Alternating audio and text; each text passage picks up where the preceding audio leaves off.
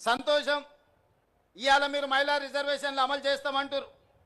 మహిళా రిజర్వేషన్ల అమలు ముసుగులో దక్షిణాది రాష్ట్రాలకు అన్యాయం చేసే ప్రక్రియ చేపడుతున్నారు. మొదట జనాభా అన్నారు. జనాభా లెక్కలేస్తే దక్షిణ భారతదేశంలో కుటుంబ నియంత్రణను పాటించడం వల్ల, అభివృద్ధి పదం వైపు రాష్ట్రాలు నడిపించడం వల్ల జనాభా తగ్గిపోయి సీట్లన్నీ కోల్పోయే పరిస్థితి వచ్చింది. దానికి అభ్యంతరం బలంగా వ్యక్తం చేస్తే ప్రోరేటా ప్రకారం, అంటే దామాషా ప్రకారం 543 సీట్లు ఈరోజు దేశంలో ఉంటే 50% సీట్లు 272 సీట్లు పెంచుతాం.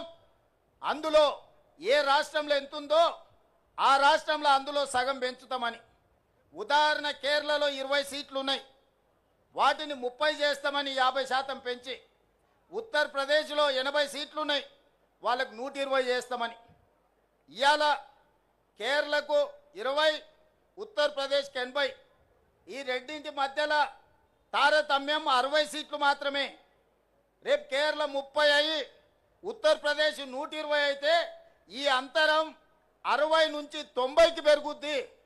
రాజకీయాలలో ఒక్కొక్క ఓటుకు ఎంత విలువ ఉందో వాజ్పేయి సర్కారు కూలినప్పుడు తెలిసింది కదా. కేంద్ర ప్రభుత్వంలో ఒక్క రాష్ట్రంలోనే ఉత్తర భారతంలో 30 సీట్లు పెరిగితే మరి అక్కడున్న దళితులకు గిరిజనులకు రిజర్వేషన్లు పెరగవచ్చు, నేను కాదంటలేను. సీట్లు దక్కడం వల్ల దక్షిణాది రాష్ట్రాలలో ఉన్న దళితులకు గిరిజనులకు మహిళలకు నష్టం జరుగుతలేదా? ఇవాళ తెలంగాణలో 17 సీట్లుంటే 2 ఎస్టీలకు ఉన్నాయి, 3 ఎస్సీలకు ఉన్నాయి. ఇవి 30 సీట్లు అయితే ఎస్సీలకు 6 అవుతాయి, ఎస్టీలకు 4 అవుతాయి. కానీ అదే 25 అయితే ఇందులో తగ్గుతాయి. ఈ చిన్న లెక్క కేంద్ర ప్రభుత్వంలో మంత్రులుగా ఉన్న తెలంగాణ రాష్ట్రం నుంచి ప్రాతినిధ్యం వహిస్తున్న వాళ్లకు లెక్క తెలుస్తలేదా? ఏ లెక్కన మా కోటాను తగ్గిస్తారు? కేంద్ర ప్రభుత్వం ఇచ్చిన ఆదేశాలను అమలు చేసినందుకు, జనాభా నియంత్రణ పాటించినందుకు, ప్రభుత్వం చెప్పిన మాట విన్నందుకు దక్షిణాది రాష్ట్రాలలో ఉన్న దళితులను గిరిజనులను మహిళలకు నష్టం చేస్తారా మీరు అని నేను అడగదలుచుకున్నా. ఇవాళ ఈ ప్రాంతంలో ఎన్ని సీట్లు పెరుగుతాయి? మీ జనాభా నిష్పత్తి ప్రకారం మీకు అన్ని సీట్లు పెరుగుతాయి. ఎన్ని సీట్లు తగ్గితే అన్ని సీట్లు దళితులకు ఆటోమేటిక్గా తగ్గుతాయి, మహిళలకు ఆటోమేటిక్గా తగ్గుతాయి. ఇవాళ 17 సీట్లను 10 చేస్తే 1 ఎస్టీకి వస్తుంది, 2 ఎస్సీలకు వస్తాయి. అదే 17 సీట్లను 30 చేస్తే 4 ఎస్టీలకు వస్తాయి, 6 ఎస్సీలకు వస్తాయి. సీట్లు పెంచడం ద్వారా ఎస్సీ ఎస్టీ మహిళల కోటా పెంచుకోవాలన్నా దక్షిణాది రాష్ట్రాలకు అన్యాయం చేసి నరేంద్ర మోడీ గారు ఆయన ప్రాతినిధ్యం వహిస్తున్న గుజరాత్కో, ఆయన ప్రాతినిధ్యం వహిస్తున్న ఉత్తరప్రదేశ్కో సీట్లు పెంచుకుంటుంటే చూసుకుంటూ కూర్చుందమా? ఇది మన ప్రాంతానికి తీరని నష్టం జరుగుతుంది. అందుకే ఈ అంశాలను లేవనెత్తిన మిత్రులారా, సంఘాలందరూ కూడా సమాలోచన చేయండి, మేధావులందరూ ఆలోచన చేయండి.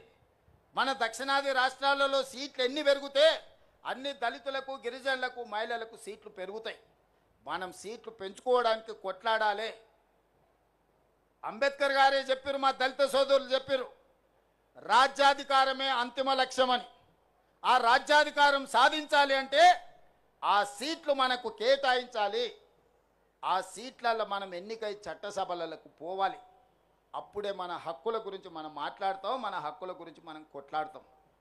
మిత్రులారా, ఈరోజు ఈ విధంగా పరిపాలనను చక్కబెడుతూ గతంలో చేసిన అప్పులను తప్పులను సరిదిద్దుకుంటూ ఈరోజు ముందుకెళ్లే ప్రయత్నం చేస్తున్నాం. పనిలో భాగంగా నిరంతరం మేము పనిచేస్తుంటే కొంతమంది వెనకాల నుంచి కుట్రలు చేస్తున్నారు, గోతులు దవ్వుతున్నారు. గోతులు దవ్వేటోళ్లను అదే గోతిలో పాతిపెట్టే బాధ్యత మీరు తీసుకోవాలి మిత్రులారా. ముందల నేను చూసుకుంటా, వెనకంగా ఎవడైతే గోతి దవ్వుతాడో వాళ్ళ సంగతి మీరు చూసుకోవాలి.